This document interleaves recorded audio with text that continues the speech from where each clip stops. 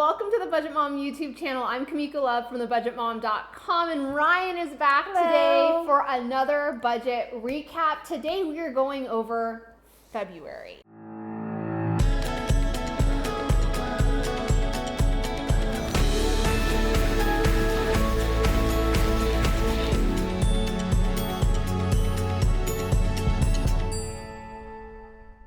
I made some changes in February. Yeah, you did have a lot going on. I made some changes. Holy crap, yes. And, I paid my house insurance in February, so my house insurance category looks like it's going off the charts, but it's really not. I had a plan for it.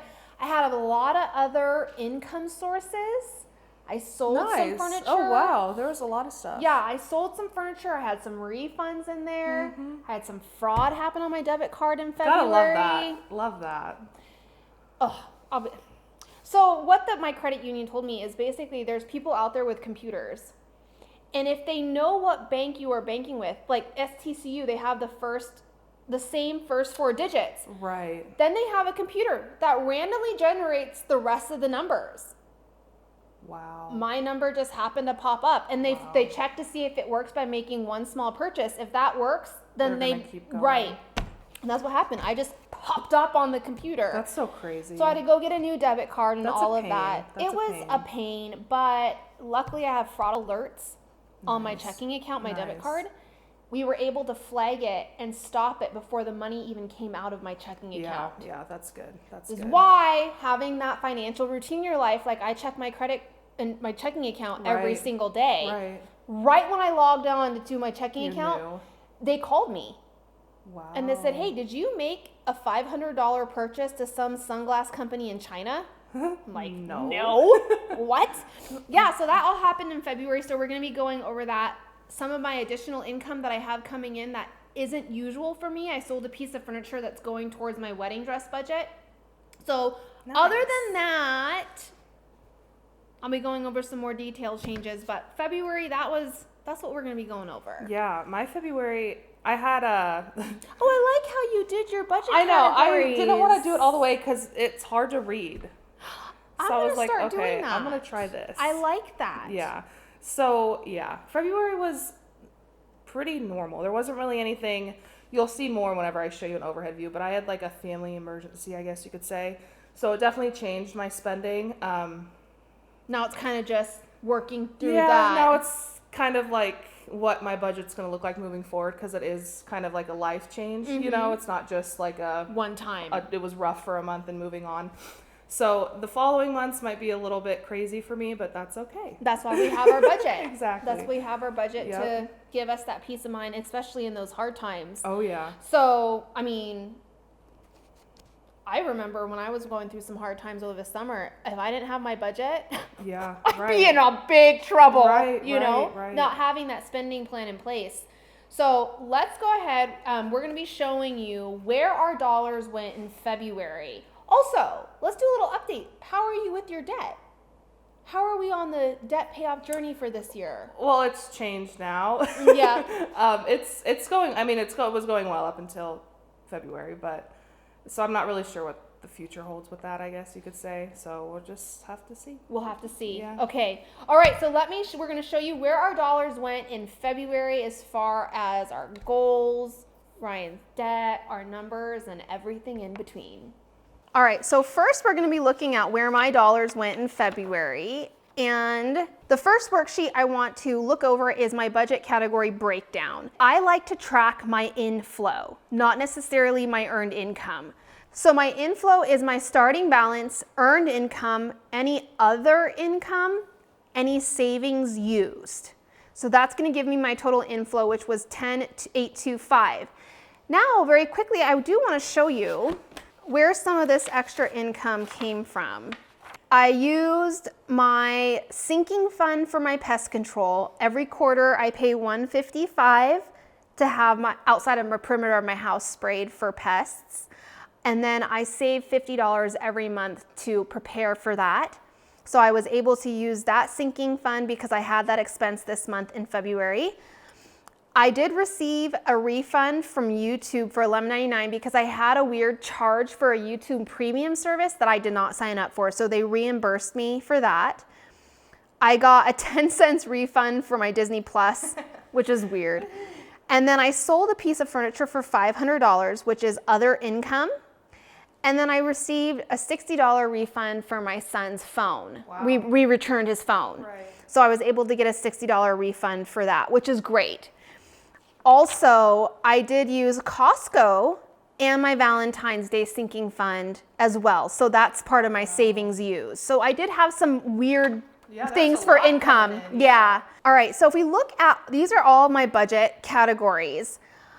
If it's in green, I was under budget. If it's in red, I was over budget. I was over budget in savings, which you always want to be. That's a good thing. Wow. And I was over by $17 for my gas and car.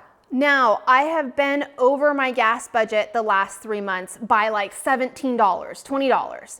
So I increased my budget category going into March.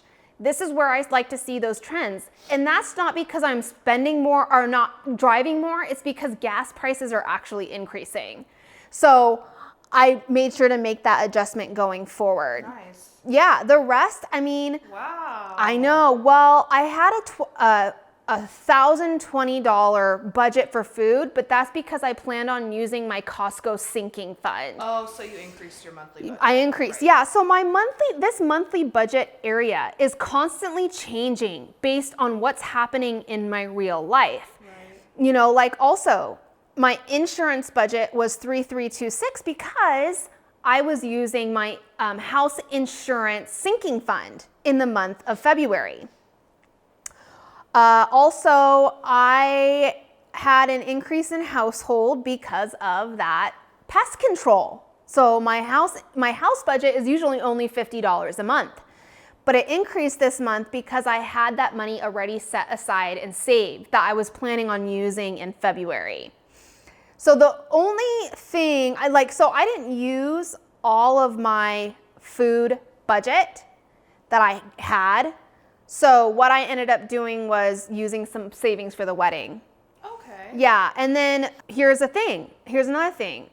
I usually have $250 set aside for my pets budget. I only spent 48 of that because I had such a stock of stuff already here from my Chewy subscription that wasn't working out for me, that I didn't have to buy anything. Nice. Literally only Toby's pet insurance, which is another thing that's going to be changing. In March, I'm now paying for Toby's pet insurance yearly premium instead of monthly installments. So in March, you're going to see me pay $530 for his yearly premium for his insurance. You'll no longer see the $48 a month charge. I save a little bit of money doing it that way. Yeah.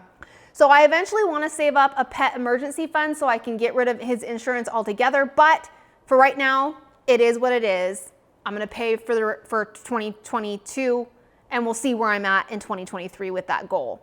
So that's what I was off by $17. Inflow minus expenses should be $0. I'm moving on. Yep. Just $17, I'm moving on. The next worksheet is my monthly savings and investment breakdown. I don't have debt, so I track my investments. This is a little weird. I usually have $800 automatic investment contributions, but since February was a short month, my $200 automatic investment contribution to one of my non-retirement brokerage accounts didn't happen in February. I think it's going to happen in the beginning of March. That makes sense. Interesting. Yeah, so you'll see a little bit more on my investments in March just Right. because and I track things as they actually clear my account. Right. So that's going to be in March. But I say I invested 6% of my income, my inflow. For savings, I saved 29% of my income. Now, I'm saving for a lot of things. So when you're saving for or have multiple financial goals, you want to make sure that you are throwing your money at the order of importance of those financial goals. So sinking funds was my highest. I don't have debt. So saving for the future is important to me. What I mean by that, the immediate future, the things that I know that I'm going to have to pay that are coming up. Holidays, events, expenses. Then it was followed by my wedding. That is true. My wedding goal is important. It's coming up quickly here in August. We want to save $10,000. Then it's buy my chickens. That's true. In May, we are getting a flock of chickens. I want to make sure I have $1,000 set aside for that. My pet fund and my 2022 savings challenges, and then my $5 challenge. So if I order these in the order of which percentage of money saved, it works. They line up to what my true priorities are for my savings goals. Right. Now, my monthly spending comparison, this was a little interesting. So if it's in red, I spent more in February than I did the month before in January. If it's in green, I spent less than. So obviously I spent more on my insurance because I have my house insurance that's due every February. I saved more, which is great, $572 more. I spent more in my food because I did that $400 grocery trip to Costco, which is not part of my normal monthly budget. I usually budget about $500 a month, but once every 5 to 6 months, I do a big meat bulk grocery shopping run. And then I was less than in like gas, household, health, and or miscellaneous, pets. Pets by a big amount, $430, because not having that Chewy subscription, $200 less in investments because that one did not pull in February like it was supposed to. And then I didn't spend anything on the wedding. March, we will be spending things on the wedding as we are now paying our down payments for the vendors. Okay. That's going to be happening here actually in the next week in March. Wow. So yes. So that is my monthly spending comparison from February to January. Okay, so here is my February monthly budget category breakdown, starting with my starting balance. So coming into February, I had $330.48 in my checking account, earned income, which is just my paychecks, of $4,038, and then other income, which is just Cody paying me half for some bills, bringing my total monthly inflow to $4,437. Okay, as you can see here, everything with the green dot means that I was under budget. Everything with the red dot means I was over budget. Food, I was. By the way, I really like this. Oh yeah, that's what Miko was talking about. I really like this. That's funny. That's funny. Okay, so I was over in food. I was over just by a little bit in some things. Debt and obviously in savings are always good to be over in. I actually just broke even $200 for savings, which is what I try to stick to every month. My niece, you can tell I put a lot of money, $541 towards her. Like I kind of talked about, there was just a family change, I guess is a better word to put. So Ryen, you'll be seeing more spending for that little girl. So there's that. Cody and I, we just cash flowed not Thanksgiving. You see where my mind has been. Okay, Valentine's Day, we just cash flowed Valentine's Day, $80. So with this, I didn't have this emergency in my budget.